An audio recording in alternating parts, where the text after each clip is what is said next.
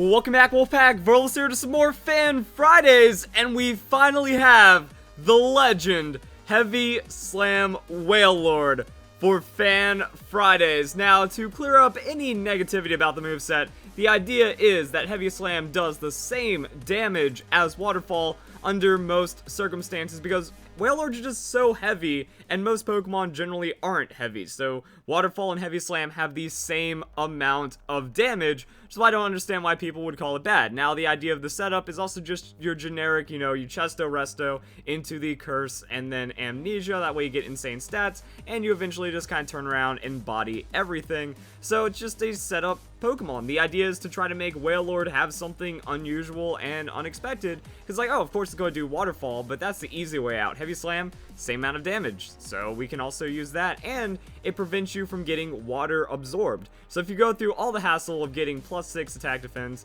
+6 on the special defense, and then a water absorbed Pokemon just comes in and stalls you, not as fun. So at least with this, you have some other damage options that don't completely mitigate or just remove all of the setup you've done so far. Let's go and watch it on the battle spot. So really, in theory, like, it's not bad at all. There's nothing incorrect about the Heavy Slam Wailord, and we're going to actually see it do something which proves that it's not useless. So yeah, fun will happen. And I guess we're going to be here for a while. I'm going to go and take a peek at the bottom screen. Let's go and actually, like, add game capture bottom, and then we're going to see the amount of turns. Oh, it's only 10 turns. What?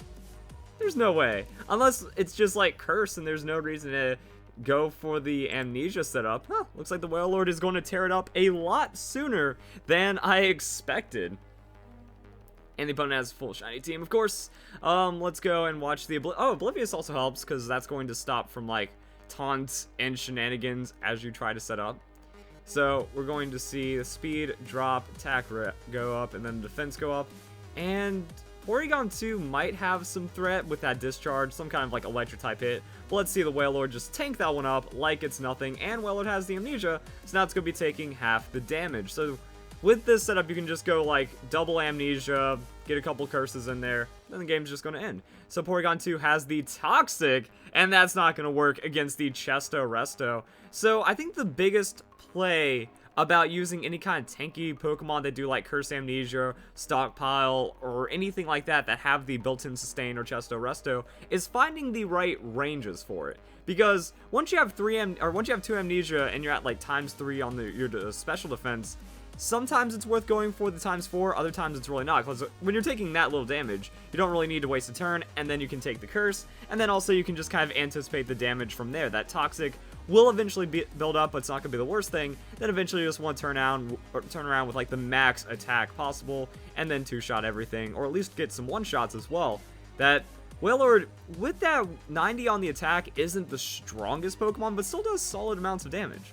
So it can work. It has like pros and cons to it. Also, an idea behind the Heavy Slam Wailord specifically is that there are a lot of Fairy type Pokemon, and if Fairy becomes more popular in the meta, then it is more beneficial to have something like the Steel typing to just hit more super effectives on all kinds of different Pokemon. So yeah, that's going to be the rest right there. And Porygon 2 going for the Toxic once again, even knowing that the Wailord can remove it at will. And even if another Pokemon comes in, even if there's more anything, Wailord, like, that's another idea behind the rest on the setup. You see how much damage is being done with the discharge, you see how much curse and defense setups are happening, so it's effectively going to be the same thing, to where even if Wailord is asleep for a couple turns, it's just going to shrug it off, wake up, do damage, set up more, or rest, and it doesn't have to worry at all. So now Absol comes in after the opponent tries to get the Toxic down. Pressure kind of sucks because you only have one offensive move that's going to be the same regardless. And then we're just going to see more setup from the Curse right there on the Wailord. And eventually, it's just going to go max attack and then win. Something tells me that since it's only 10 turns and we're already on turn 9, the opponent's just going to forfeit or something. Maybe we'll see this Mega Absol get 1-shot at some point. That would be pretty cool. But at least showing like how the Heavy Slam mechanics play out on the Wailord. Absol with the Swords Dance, though. It wants to take those stats. It could be a good thing, could be a bad thing. Absol doesn't have like the most absurd damage, but Heavy Slam from the Wailord on the setup turn. And what else do you need to see? The system works.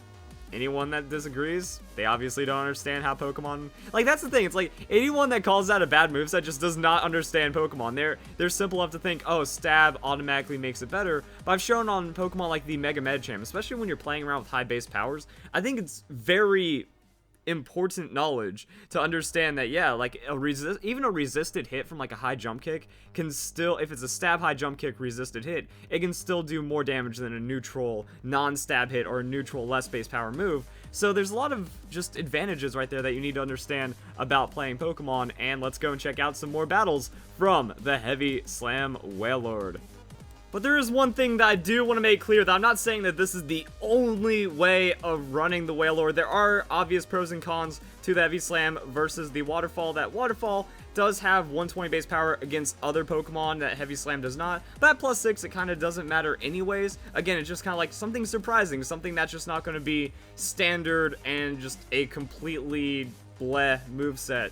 And for comparison, Smogon, which is where a lot of like the Heavy Slam Wailord hate is coming from, they don't even have a Wailord moveset for Pokemon Sun and Moon. And even if you go back to Pokemon X and Y, there's really nothing to this. It's substitute Aqua Ring with leftovers, Protect and Scald. So sub-protect with Aqua Ring, and then you try to sub-stall while just burning all of your opponent's Pokemon.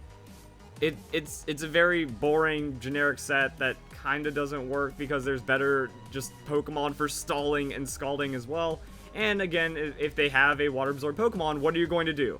You get to do nothing against this. And they don't even acknowledge like these specs Wailord as well, because you have like specs Water Spout. Unfortunately, with Wailord being slow, it does take damage, which means the Water Spout ends up doing less damage, and that's really it. So yeah, the recommendation from the community that says Heavy Slam Wailord is bad is mostly just PP stall with like 0 win condition. At least this Wailord, it has a win condition. It can do some really silly stuff, and let's go and watch it happen once again.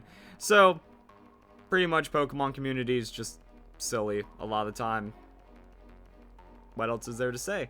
Let's go and watch how this setup is going to work, though. As we see, Primarina is the lead, and Primarina with that Fairy typing actually going to be neutrally hit by the Heavy Slam, but resisted with the Waterfall. So that's just Pokemon. No one Pokemon is perfect and beats out every single other Pokemon. You know, there's nothing that stops everything, and we're going to see Wailord from the moon eat the Moonblast from the Primarina as Amnesia comes in. And something tells me that's either just like modest specs to do that much damage. If it isn't specs, then that's okay. It's not specs because it's switching over to the Hyper Voice. So no damage boosting, which I would have expected out of the Primarina, because we saw the Discharge super effective hit from the Porygon 2 do about the same. But overall, this is how the Wailord works. If you do not have anything that hits it super effective, which is kind of true of any Pokemon and any tank, is just not going to work out. That you just eventually set up so much Amnesia, you can set up Curse against physical attackers, and then they don't do damage to you. That as a huge hit point balloon Pokemon, like the Wailord is, it's actually less dense than air when you look at size versus its weight. Fun Wailord trivia for you guys. It still gets to just kind of gain a lot of effective tankiness over other Pokemon, and then it can sleep whenever after gaining all the stats that it needs. I really do like this idea, the double Curse, or the double Amnesia into Cursing. Because again, like you don't, unless you're like barely surviving or you know they have like a super insane, super effective hit coming your way soon, then that's kind of the only reason why you would need a +6. So Moonblast, doing okay damage, but not really enough. Wailord sets up another Curse, and then you get the free turn of Chesto Resto. And even without that, again, like you're asleep for a couple turns, you wake up and you have 2 turns to act, if not more, depending on how tanky you are and how much damage the opponent is putting out. But Primarina Moonblast, that's kind of like average damage that you would expect from an opponent. So Wailord just reading the damage numbers, playing it close with the Primarina, and it looks like we're going to be just fine in the end. And that's going to be Primarina with a Moonblast. So this should be the rest turn. Moonblast is not going to be able to do that much. And depends if the opponent is expecting the rest. Like when you're just committing to that damage, not trying to switch out or play around the Wailord any, maybe they don't understand the sustain. I don't know. But now, Wailord is going to be taking like 27 damage off these Moonblasts for the rest of the game. Unless there's a crit. And that's kind of like the only thing that could really make it different. So, Sparkling Aria comes in. It's resisted regardless, not very effective, just not very effective on not very effective, and that is going to be the Heavy Slam after all of that curse setup, and it will be enough to KO. So yeah, it's base powers. It's just stats. Heavy Slam Wailord OP. GG. Incineroar comes in. This is kind of like where, oh, Waterfall now has a super effective hit, and the Heavy Slam does not. But let's see how much damage we can do to a above average bulk Pokemon like the Incineroar. Regardless, the idea is we're doing more damage than they are doing to us. And unless they're like a stall Pokemon, then it gets kind of awkward because we have rest, so technically we PP stall a little better just from behind the rest, and then also having like turns to waste on the Amnesia and the Curse, which have a pretty decent amount of PP as well. But as long as we do more damage than we take, the set works. Even resisted hit from bulk Pokemon. Incineroar is confused, and if it hits itself in confusion, it's gonna be fine. If it doesn't, well, Darkest Lariat actually hits through the defense boosting. So that's awkward, but Wailord still tanks it up, gets the Heavy Slam, and that will be enough to KO the Incineroar. And what's the last Pokemon that's just going to get dunked right now? Hariyama. So Hariyama, interesting choice. If you want to style on the opponent, you could just rest for the safety, wait for a couple of close combats. Hariyama comes in with a close combat against all those defenses. Wailord tanks the ferocious hit pretty well, and that is going to be defense dropping, as Wailord just takes the Heavy Slam anyways. I'd imagine that with Hariyama being a bulkier Pokemon, yeah, it's not going to be absurdly destroyed by that. But Hariyama comes in with another close combat. Is that going to be enough to take the Wailord down? Yes, it is. So that's really like not Wailord being bad. That's just not wanting to draw out the battle, because now you just bring in a Pokemon and you do that. You bring in Ditto and then you close combat the Hariyama with minus defenses. I'd imagine Scarf Imposter for the shenanigans, and that works out pretty well in the end.